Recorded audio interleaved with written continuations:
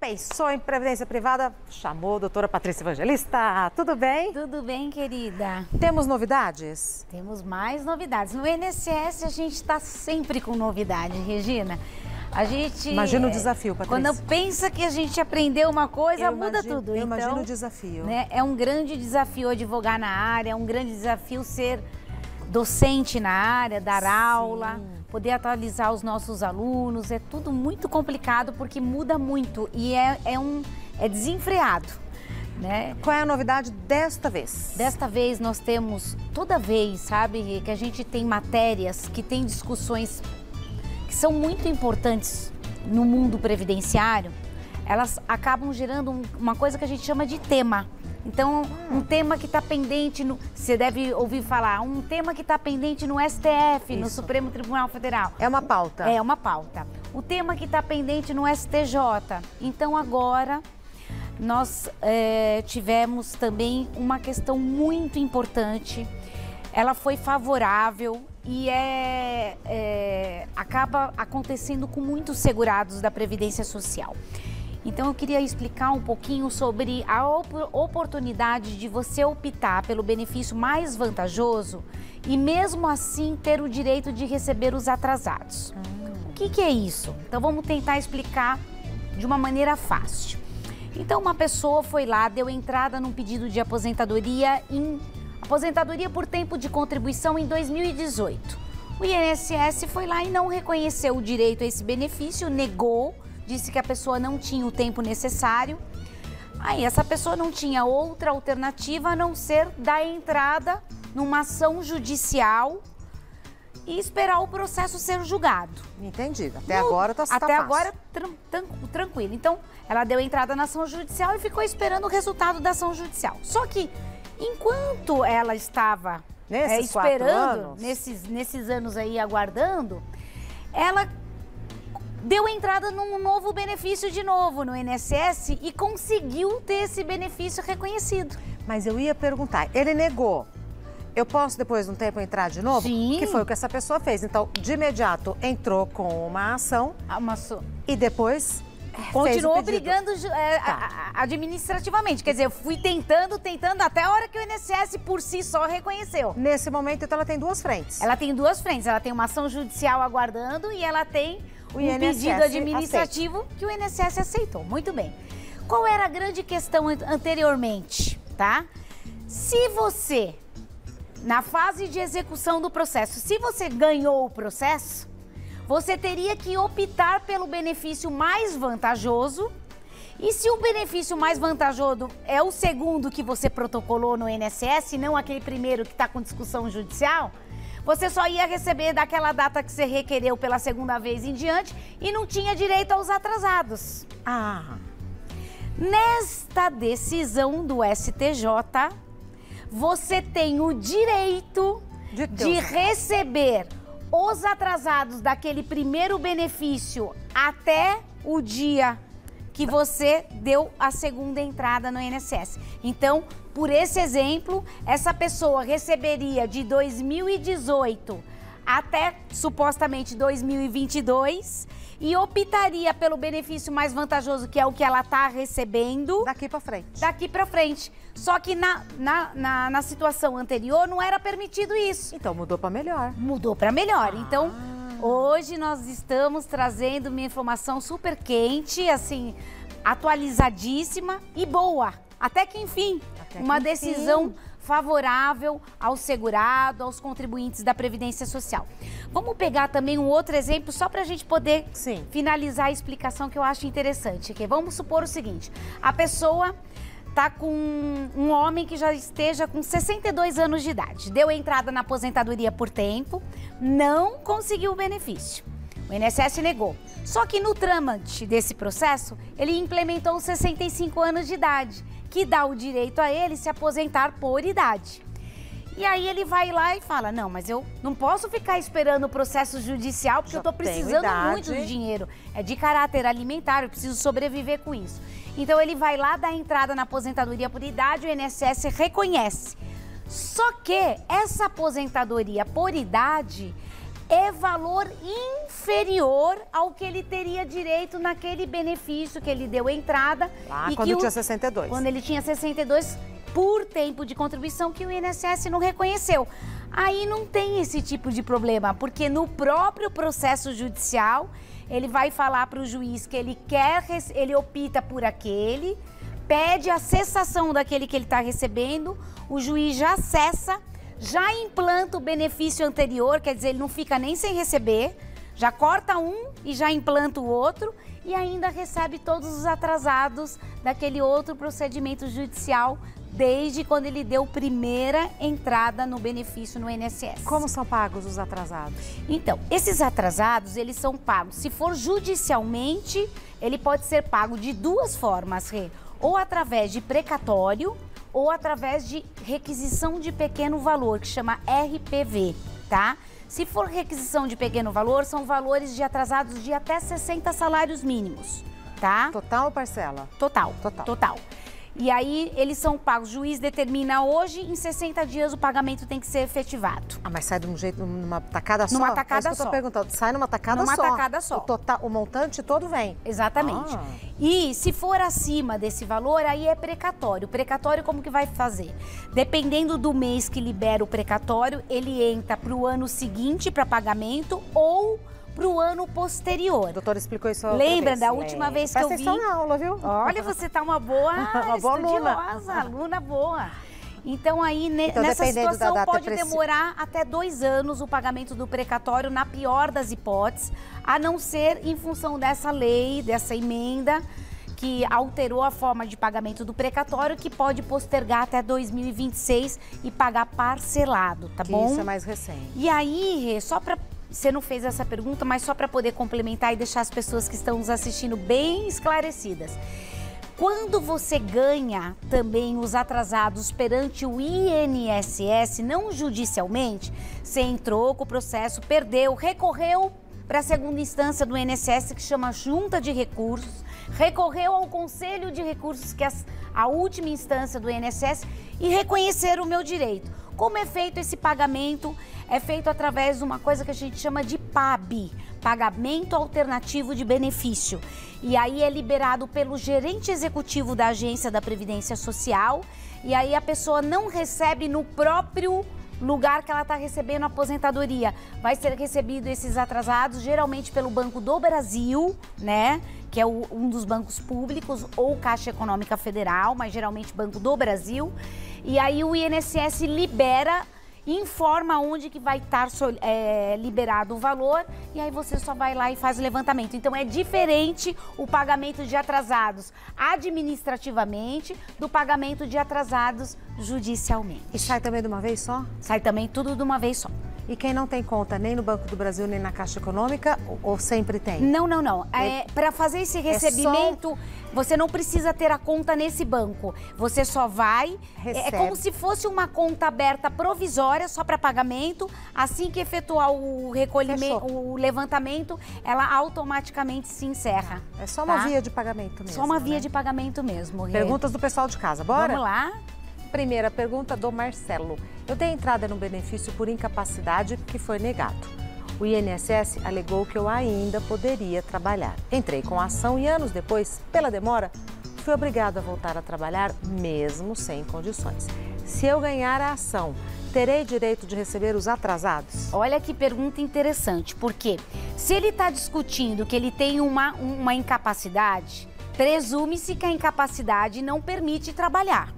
Então, ele entrou com o pedido, o INSS negou, mas ele entrou com a ação judicial, mas não podia esperar, porque ele não tinha como se alimentar. O que ele fez? Ele volta a trabalhar mesmo não tendo condições laborativas. Na minha opinião, ele tem o direito de receber todos os atrasados, porque ele pode justificar, porque assim, o INSS pode falar assim, eu não vou pagar para você o período que você trabalhou, porque se você estava trabalhando, você não estava incapaz. Mas aí existe um princípio que é muito maior do que esse, a dignidade da pessoa humana, o direito ao trabalho. Então, por essa vertente, na minha opinião, ele tem o direito a receber todos os atrasados e a alegar que ele se viu obrigado a trabalhar sem condições, simplesmente para ter como sobreviver. Então, na minha opinião, ele tem sim o direito de receber os atrasados e tem muita jurisprudência nesse sentido, muitas decisões favoráveis nos tribunais hoje, entendendo que tem o direito, mesmo que tenha trabalhado posteriormente da data que foi reconhecido o direito à aposentadoria por invalidez, tá? Mas cabe discussão. Cabe discussão, mas pode ser que perca. Tem muita chance de ganhar. Mas pode ser que perca. Pode ser que perca. Tá? E se ele tivesse mudado? Então, assim, ele não tem condição de desempenhar a atividade que ele tinha. Ele desempenhou uma outra atividade, ainda assim para o INSS voltou a trabalhar. Ainda assim seria discutível, porque a invalidez é uma incapacidade total e plena para a realização de qualquer tipo de trabalho. Difícil, né, menina? Próxima, Sabrina. Eu dei entrada na aposentadoria por tempo de contribuição que foi recusado por falta de tempo de contribuição. Entrei com processo judicial, implementei a idade para mudar para aposentadoria por idade e já estou recebendo benefício. Se eu ganhar a ação, terei direito aos atrasados? Então, por essa decisão agora do STJ, terá o direito de optar pelo benefício mais vantajoso, se for o segundo, e ainda receber os atrasados. E se optar pelo primeiro benefício, que se fosse mais vantajoso, aí não tenha dúvida que tem direito a receber os atrasados e ainda permanecer com o benefício que vai ter que ser implantado, entendeu? Entendi. Então, assim, é bem tranquilo. A situação desta decisão é que se o segundo benefício é mais vantajoso, é que você não podia receber os atrasados. Sim. Entendeu? Aí agora, com essa decisão, então todas as pessoas que têm ação judicial e tiveram o benefício depois, só pede para descontar o que recebeu no segundo benefício, Rê. Olha que interessante. É tão raro a gente dar notícia boa, né? Não é? Nesse âmbito. Perdão. Já venho. Vou conversar com a Márcia Maria? Já venho. Daqui a pouco, Ju Aragola já está com a bancada lá toda desorganizada, para ensinar a gente a organizar. Para a doutora Patrícia Evangelista. A próxima quem mandou foi Paula. Boa tarde. Tive um processo judicial e aposentadoria concedida posteriormente. Fiz a opção pelo benefício mais vantajoso e perdi o direito ao recebimento dos atrasados. Ainda posso reivindicar isso? Provavelmente, quando ela ganhou a ação e ela teve que fazer a opção, ainda não tinha esse entendimento hoje que permite. Mas aí fica muito complicado, porque quando o processo ele finaliza, né, ele já transitou em julgado, já finalizou, já fez a opção, o que valia é a jurisprudência que vigia a época, né? Porque isso não é lei, é uma jurisprudência que são as decisões dos tribunais. Então eu não vejo como realmente ela conseguir receber esses atrasados, porque quando ela fez a opção, ela fez e aí o juiz já homologou. Finalizou o processo, então eu acho muito difícil, tá? Seria só através de uma ação rescisória e para ação rescisória, para mudar a jurisprudência, praticamente inexiste essa possibilidade, tá? Tá. Mais uma. Antônio. Entrei com uma ação judicial por conta de um pedido de aposentadoria indeferido pelo INSS. Neste período, dei entrada no novo pedido que foi deferido. Ocorre que o primeiro pedido é mais vantajoso. Poderei fazer a opção de recebimento dos atrasados e pedir para cortar o benefício atual? Perfeito, perfeito. Ele vai fazer a opção pelo primeiro, que é mais vantajoso, vai receber todos os atrasados, vai solicitar que cesse esse benefício que ele está recebendo. Passa a valer o outro. Passa a valer o outro e faça a compensação. Na hora de apresentar os cálculos de liquidação, que a gente chama do processo, para averiguar o quanto eu tenho para receber, ele só vai pedir para descontar o que ele recebeu no segundo benefício e optar pelo primeiro e receber todos os atrasados, sem sombra de dúvida. E é um processo simples? Sim, esse procedimento é simples. Super tranquilo. Porque quando o processo ele é ganho, a terceira etapa do processo, porque a gente tem 3 etapas do processo judicial: conhecimento, tribunal e fase de execução. Na fase de execução que a gente vai apurar o valor dos atrasados. É nessa fase que você vai fazer a opção pelo benefício mais vantajoso e vai informar que você quer o desconto no benefício que você recebeu enquanto o processo estava em trâmite. Sem problema nenhum, é só apresentar, o próprio INSS já sabe os valores, apresenta para a contadoria judicial, a contadoria faz o cálculo do que você teria para receber, descontando o que você já recebeu e chega numa conta final e efetua o pagamento ou através do precatório ou através do RPV. Maravilha, é simples mesmo. Próxima, Gabriela. Independente de entrar na justiça ou não, como funciona o recebimento dos atrasados do INSS? Quais procedimentos devemos fazer? Então, se for o procedimento de pagamento de atrasados administrativo perante o próprio INSS sem ação judicial, quem vai conceder o pagamento dos atrasados é a agência da Previdência Social, anuído pelo gerente executivo da agência, ele que libera através de um procedimento chamado PAB, Pagamento Alternativo de Benefício, que geralmente é feito num banco público, numa conta que é determinada para receber e depois ela é fechada automaticamente. E se for judicialmente, quem determina o pagamento é o próprio juiz, o Poder Judiciário, através também de uma conta em banco público, que pode ser a Caixa Econômica Federal ou o Banco do Brasil, só esses dois bancos que fazem pagamento de atrasados.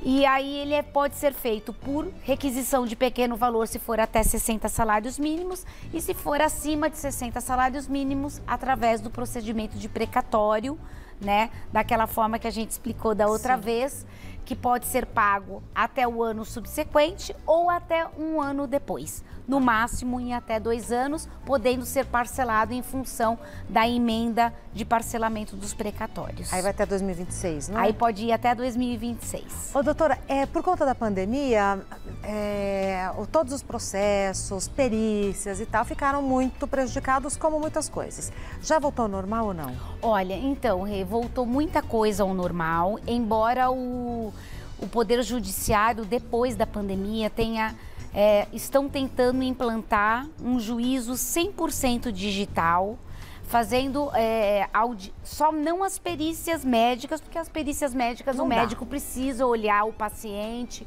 o segurado, né? Verificar se ele tem dificuldade de se locomover, verificar se ele consegue baixar, se é alguma coisa ortopédica. Então, a perícia eu acho difícil que ela deixe de ser presencial, mas o restante está sendo tudo feito de maneira telepresencial e tem dado muito certo. E em casos daquelas pessoas que não têm condições do acesso à tecnologia, o Poder Judiciário tem feito um procedimento híbrido, que é muito interessante. Então vamos supor, eu tenho uma audiência hoje. Tá.